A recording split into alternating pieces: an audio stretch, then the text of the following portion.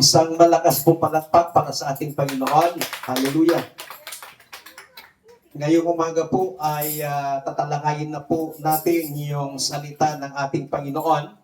Yung ating pong teksto ay nabasa na po sa 1 John chapter 4, verses 13 to 18. At mula po sa talatang ito, ay nais ko pong bigyan ng paksa ang mensahe ng Panginoon, courageous love. Dahil katatapos lamang po ng sinasabi nilang Valentine's daw, sabi nila, kaya tatalakayin po natin ang patungkol pa rin po sa pag-ibig. Dahil ang sabi po dito sa verse 18, there is no fear in love, but perfect love drives out fear. Because fear has to do with punishment, the one who fears is not made perfect in love. Kapag sinabi nating courageous love, ano ba yung pumapasok sa ating isipan na what is courageous love? Or ano ba ang tinatawag na matapang na pag-ibig? O matapang na pagmamahal? Kapag sinabi po natin courageous love, ito po yung love that chooses action despite fear, despite risk, and despite cost. Ito yung matapang o ito yung pinipili mo na gawin ang isang bagay sa kabila ng meron kang pagkatakot, sa kabila ng parang hindi ka sigurado sa anumang mangyari at sa tinatawag na halaga, it costs something. And then, pag sinabi natin courageous love, ito yung hindi lamang tinatawag na not just feelings, but it is commitment, not convenience, but sacrifice, not weakness, but strength under control. So yan po yung tinatawag na courageous love. Meron pang isang poem na lagi nating naririnig, old poem ito, na ang sabi nila is, o pag-ibig na makapangyarihan, kapag pumasok sa puso ni numan, hahamakin ang lahat, masunod ka lamang.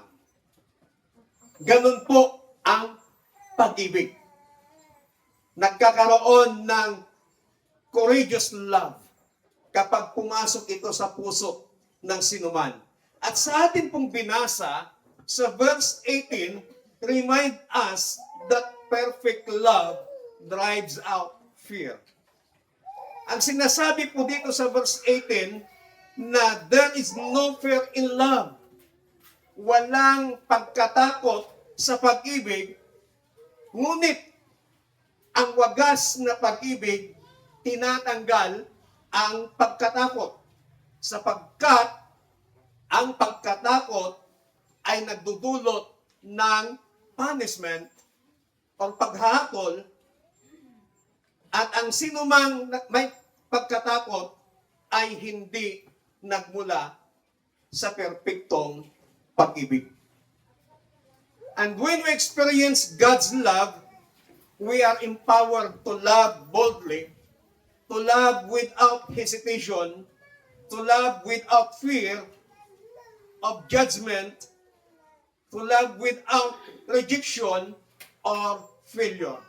Because courageous love begins in a heart filled with God's perfect love.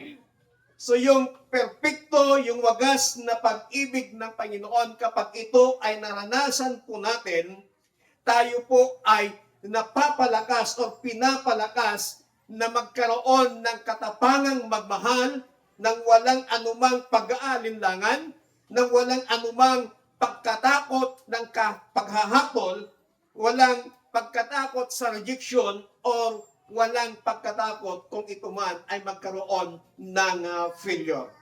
But titingnan po natin dito that yung apat na kayang gawin ng courageous love. 4 things that courageous love can do. Sa verse 18a ng ating pong teksto, ang sinabi po dito, there is no fear in love. Walang pagkatakot sa pag-ibig. So, unang magagawa ng tinatawag na courageous love acts despite fear. Ang matapang na pagmamahal ay gumagawa sa kabila ng may pagkatakot. There is no fear in love, ang sabi niya. Courageous love recognizes fear. Ang may matapang na pagmamahal ay kinikilala niya na mayroong risk, may riski, may pangamba, may pagkatakot. At kapag mas pinahalagahan po natin yung fear can hold us back from loving boldly. Dahil sa pagkatakot na yan, dahil sa pangambang yan, yan yung humahadlang sa atin para tayo po ay makapagmahal o magmahal ng matapang. And fear can paralyze us from showing love. Dahil sa pagkatakot na yan, pwede kanyang iparalasahin upang ipakita mo yung pagmamahal. And fear is often tied to rest. Fear is often tied for rejection and for personal cost. Sometimes yung fear na yan ay nakatali doon sa kaakibat nito yung tinatawag na panganib. Kaakibat nito yung tinatawag na rejection. Kaakibat nito yung tinatawag na personal cost. Na meron kang pagkatakot, meron kang mga pangamba na baka ma-reject ka. But dito po, makikita po natin na si Peter, because of fear, he denied Jesus Christ 3 times. Mas nanguna sa kanya, mas nangibabaw sa kanya yung pagkatakot niya, mas nangibabaw sa kanya yung pangamba niya nung nakitang hinahatulan si Jesus Christ at nilapitan siya at sinabihan ito, kilala niya ito, kasama niya ito. Ang sabi ni Peter, hindi ko yan kilala. 3 beses na dininay niya, 3 beses na ipinagkanulo niya si Jesus Christ. Why? Because of fear.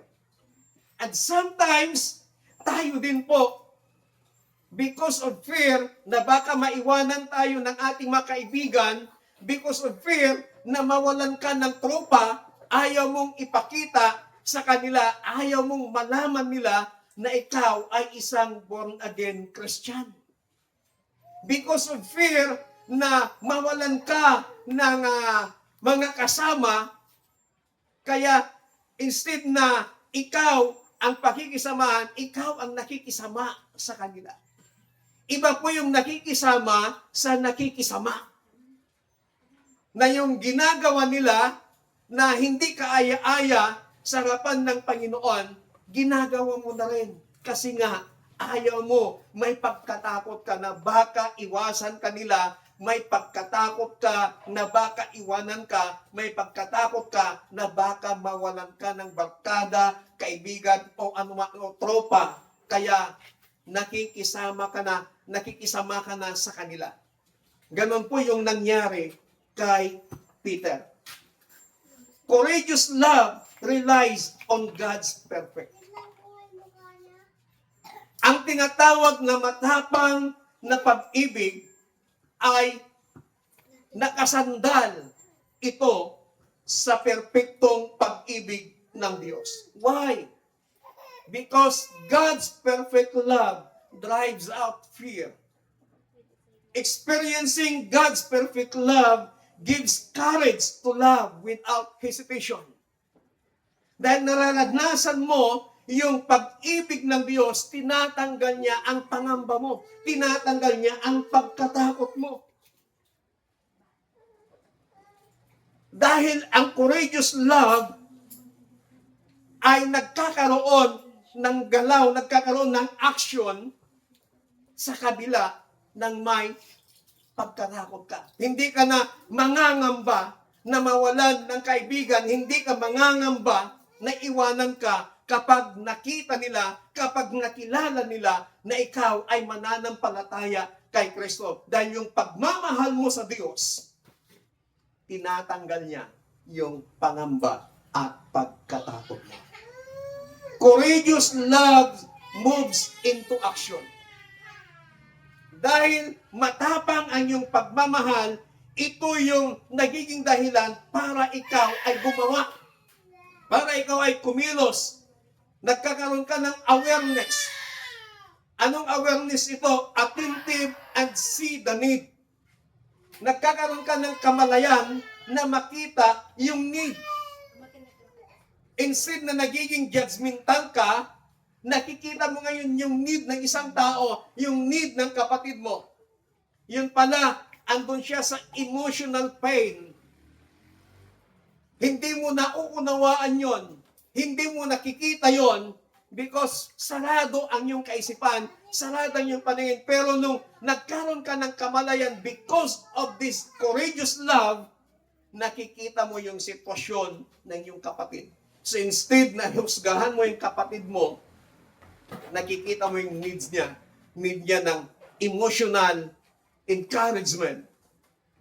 Kaya ikaw ay umaalalay sa kanya. Alam niyo ho, ito ang pinakadelikado kapag hindi mo nabantayan yung emotional pain ng isang tao o ng sarili mo. Dahil kapag hindi mo napaglabanan ito, hahantong ka sa pagkabaliw. Kapag nagpatalo ka sa emotional pain. And because we have the courageous love, nagkakaroon tayo ng awareness. Kaya nakikita po natin yung need ng bawat isa. Ang sabi po dito sa 1 John chapter 3 verse 18, "Dear children, let us not love with words or speech, but with actions and in truth." Hindi lamang tayo magmahal sa pamamagitan ng salita, but sa pamamagitan ng mga gawa at ng katotohanan. At dahil nagkaroon ka ng courageous love, nagkakaroon ka ng empathy. It feels compassion for others' struggles rather than remaining indifferent. Nagkakaroon ka ng pagmamahal sa nararamdaman ng iyong kapatid. Hindi mo alam, bawat isa po sa atin, hindi man tayo bukas sa bawat isa, hindi man tayo nakapagbubukas ng mga pinagdadaanan natin sa buhay. But because we have the courageous love, ito yung nagbibigay sa atin ng empathy, na nakakaramdam ka ng compassion, pagmamahal, pangunawa sa taong nagkakaroon ng struggles sa kanyang buhay. And because nararanasan mo yung courageous love, nagkakaroon ka ng responsiveness. Nagkakaroon ka ng gawa. Nagkakaroon ka ng kilos na hindi lang nakita mo yung pangangailangan, hindi lang nagkaroon ka ng compassion, kundi sinamahan mo ito ng iyong gawa. The Good Samaritan in the book of Luke, chapter 10. Bagamat iniwasan itong lalaking binugbog, hinoldat, pero may isang Good Samaritan na habang siya naglalakad, nakita niya na may nakahandusay doon. Nakita niya yung need ng tao, yung need ng tao, tulong, agarang tulong. Kanyang ginawa, kanya itong inalalayan, ginawan ng pangunang lunas, saka dinala sa pagamutan. Yun yung kwento ng The Good Samaritan. Pangalawa na pwedeng gawin ng courageous love. Courageous love sacrifices. Kapag may matapang kang pagmamahal, nagkakaroon ng mga sakripisyo. Sa 1 John chapter 4 verse 10, this is love. Not that we love God, but that He loved us and sent His Son as an atoning sacrifice for our sins. Love gives even when it hurts. Ang pagmamahal, ang matapang na pagmamahal, kahit nasasaktan ka, nagagawa mong magbigay. Si Jesus Christ, He chose the cross. Pinili niya yung cross. At ibinigay niya, inialay niya ang kanyang buhay para sa lahat ng mga makasalanan. He has the courageous love. Nagkaroon siya ng sakripisyo. Hindi niya pinili yung para sa kanyang sarili, but He gave up something. He gave up Himself para lamang matubos tayo sa ating mga kasalanan. And courageous love costs something. Kapag nagmamahal ka, nasasaktan ka. At habang nasasaktan ka, nagagawa mo pa rin magbigay.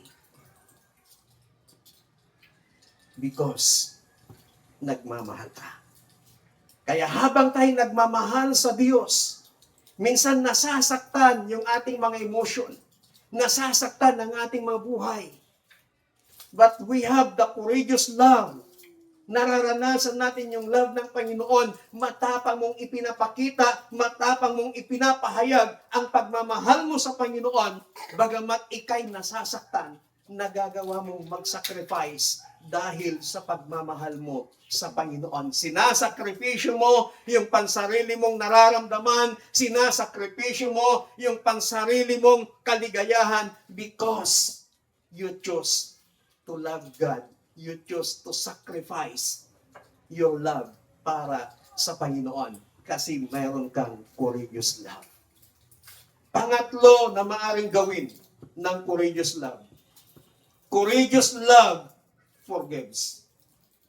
Kapag mayroon kang matapang na pagmamahal, ang ginagawa nito, nakakapagpatawad. Courageous love chooses forgiveness even when it is difficult. Sometimes, parang ang bilis nating sabihing magpatawad. Pero kapag ikaw ang naranasang niloko, ang hirap magpatawad. But we have no choice. Kahit na napakahirap, we need to release forgiveness. Forgiving can be risky. It may feel unfair or painful. Ikaw na ang niloko. Parang napaka-unfair, ikaw pang magpapatawad. Hindi pa man sila humingi ng tawad, we have to release forgiveness. Si Joseph betrayed by his brothers. Ipinagkanulo ng kanyang mga kapatid. Ibininta sa mga Ehipto. Because sa kahirapan ng buhay, nagawa nilang ipagkanulo yung kanilang kapatid na si Joseph. At nagawa nilang ibinta sa mga taga-Egyptians. But Joseph chose forgiveness instead of revenge. Dumating yung time na nagkaroon ng taggutom at ang tanging bansa lamang na maaaring pagbilhan ng mga pagkain ng lahat ng bansa ay ang itong Ehipto. Dahil ipininta nila si Joseph, inalagahan ito ng hari ng Egypt. Naging kanang kamay. Gumanda ang buhay ni Joseph doon sa Ehipto. At dumating yung time ng kanyang mga kapatid, inutusan ng kanilang tatay na pumunta sa Ehipto para bumili ng pagkain. Pero si Joseph, Habang bumibili ng pagkain itong kanyang mga kapatid, nakilala na ni Joseph na mga kapatid niya ito. Pero hindi siya nagpahalata. Kahit mangiyak-ngiyak na siya, hindi siya nagpahalata. Pero yung mga kapatid niya, wala silang kamalay-malay na si Joseph ang pinagbibilhan nila ng pagkain. Sa maikling kwento, nagpakilala si Joseph. Kumusta ang inyong tatay? Ako ito. Ang inyong kapatid si Joseph ito. Nung nagpakilala si Joseph, mangiyak-iyak yung kanilang mga kapatid. Ang sabi nila, patawarin mo kami. Pero alam niyo ba kung ano ang sinagot ni Moses? Ay ni Joseph. Ang sabi ni Joseph sa kanyang mga kapatid, you intended to harm me, but God intended it for good. Bagamat sinaktan ninyo ako, sabi ni Joseph, ginawa niyo ako ng masama, sabi ni Joseph, yung masamang ginawa niyo sa akin, ginawa ito ng Diyos para sa aking kabutihan. At dahil doon, Joseph chooses to forgive his brothers. Pinatawag niya yung kanyang tatay. Nagkaroon sila ng reunion. Walang puot, walang galit sa puso ni Joseph. Why? Because of the courageous love na nasa kanya, nagawa niya magpatawad. Even Stephen. Si Stephen nung binabato siya, stoned to death. Na habang binabato si Stephen, nagawa niyang magpatawad. He prayed for his enemies. Sabi ni Stephen, Lord, Panginoon, patawarin mo sila. Binabato na siya. Walang kasalanan si Stephen. Ang tanging ibinato nila sa kanya ay yung pangangaral niya ng salita ng Panginoon. Maraming nagalit. At ang parusa noon is stoned to death. Babatuhin nila hanggang mamatay. Nakaluhod si Stephen. Habang siya binabato, umiiyak si Stephen nang sabi niya, Panginoon, patawarin mo sila. Because of his courageous love, nagawa niya magpatawad. Forgiveness releases the burden of anger and fear. And it restores peace in our heart. Kapag nakakapagpatawad po tayo sa mga taong nakagawa ng hindi maganda sa atin, kapag tayo nakakapagpatawad sa mga taong ginawan ka ng masama, pinapakawalan ng Diyos. Nawawala yung bigat sa ating mga dibdib at nagkakaroon ng kapayapaan ng iyong puso, nagkakaroon ng kapayapaan ang iyong isipan at gumaganda ang daloy ng iyong buhay kasi wala kang galit, wala kang puot sa iyong puso. Pang-apat na maaaring gawin ng courageous love. Courageous love speaks the truth. Ang sabi ng Ephesians chapter 4 verse 15, instead, speaking the truth in love, we will grow to become in every respect the mature body of Him who is the head, that is Christ. Courageous love stands for what is right.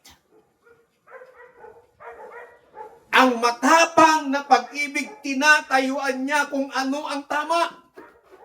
Kahit mag-isa na lamang siya, kahit walang kumakampi sa kanya, basta alam niya yun ang tama, tatayuan niya yan para sa ating Panginoon. Love is not silent when something is wrong. Ang sabi nga ng Bible, open rebuke is better than secret love. Kaya pagmahal mo ang kapatid mo sa Panginoon at may nakikita kang mali sa kanya, at kapag nire-rebuke mo siya, kinakausap mo siya, pinagsasabihan mo siya, you are speaking the truth. Tinatayuan mo yung katotohanan na gusto mong maitama yung nakikita mong mali na ginagawa ng kapatid mo. Kasi mahal mo siya. Kasi mayroon kang courageous love. You are speaking the truth. Sinusunod mo lamang ang sinasabi ng salita ng Panginoon.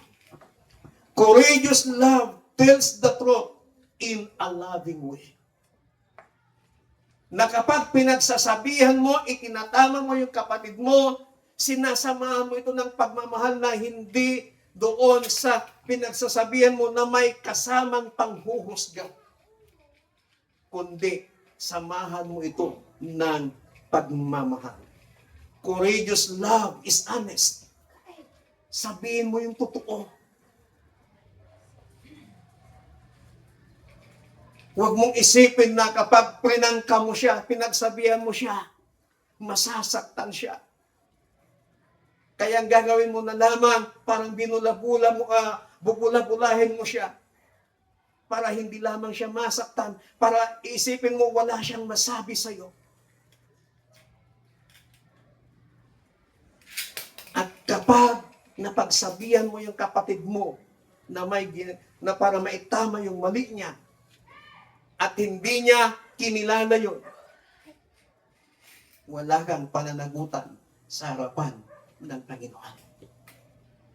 Ang sabi ng Bible, in the book of Ezekiel, kapag ang kapatid mo, alam mong gumagawa ng hindi tama, at hindi mo pinagsabihan, at kapag siya'y namatay, may nangyari sa kanya, pananagutan mo siya sa harapan ng Panginoon, at ang sabi ng Biblia, hahanapin ng Diyos ang kanyang dugo sa iyong mga kamay. At kapag ang kapatid mo sa Panginoon, nakikita mong may ginagawang mali at gusto mong itama,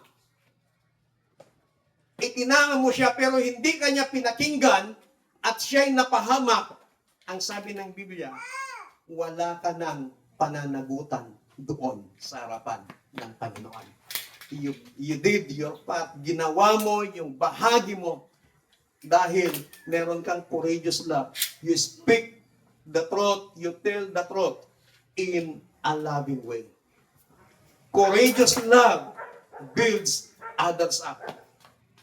Yung pagsasabi ng tapat ay magsasama ng maluwag. Kaya habang sinasabi mo yung totoo sa kapatid mo sa Panginoon,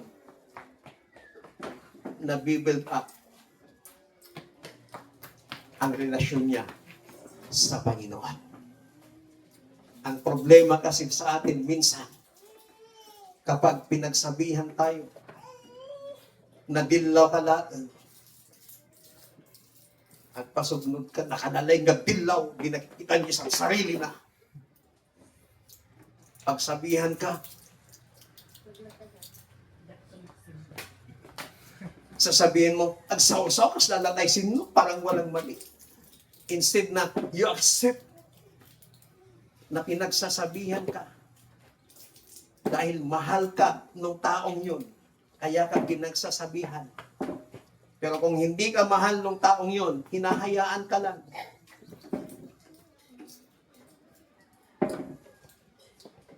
Courageous love builds others up.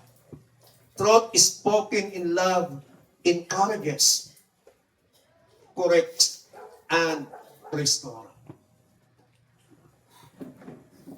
Ito po yung maaring gawin ng matapang na pagmamahal.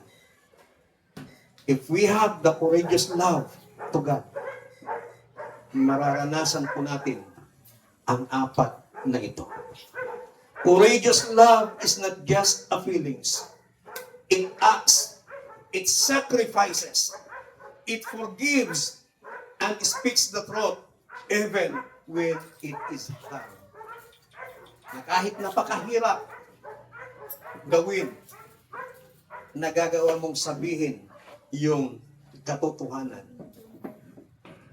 because you have the courageous love. Tayo nga pong lahat ay tumayo.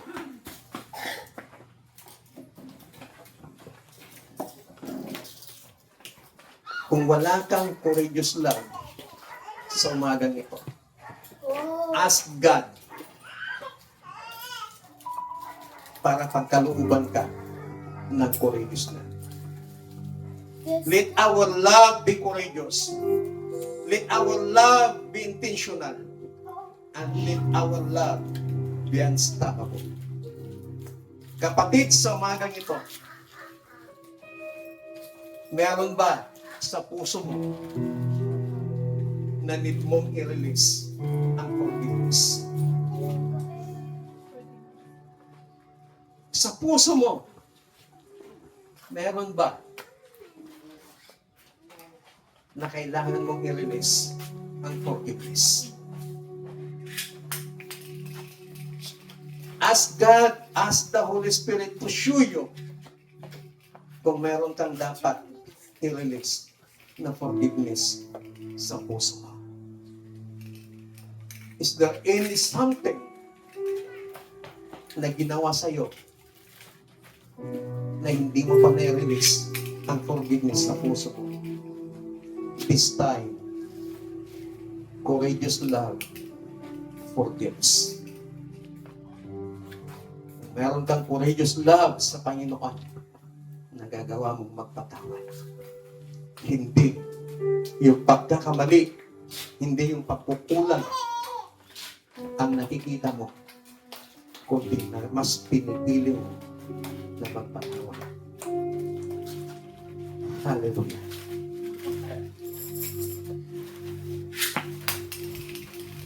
Awitin natin yung awit ng ang Diyos sa ang cross ng Kalbaryo. Hallelujah.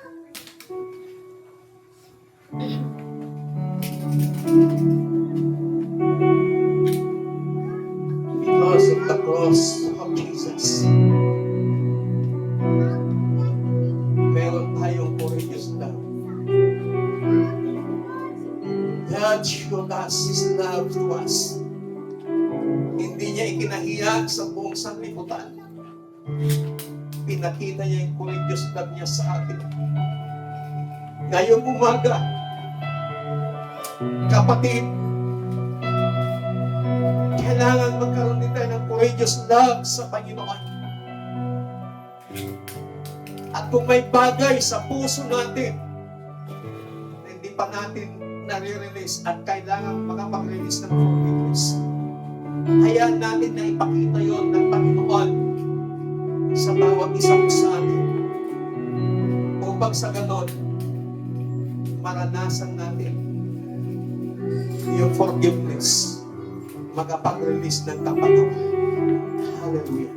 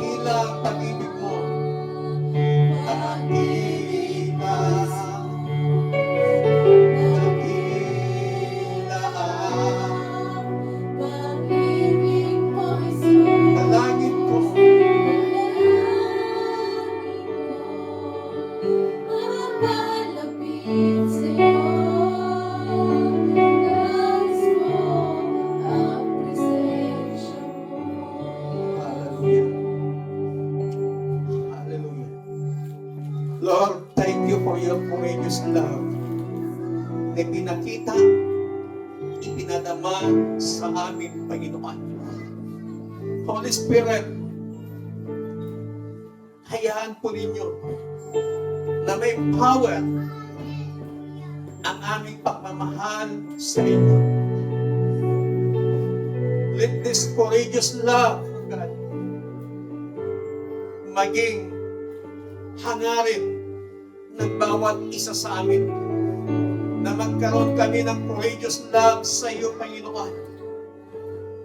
Magkaroon kami ng courageous love sa aming mga kapatid sa Panginoon. And Holy Spirit, we acknowledge your presence. Ipakita mo sa amin. Ipakita mo sa aming mga puso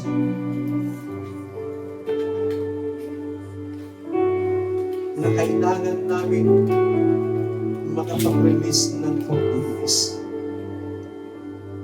Upang sa ganon ay wala pong maging hadlang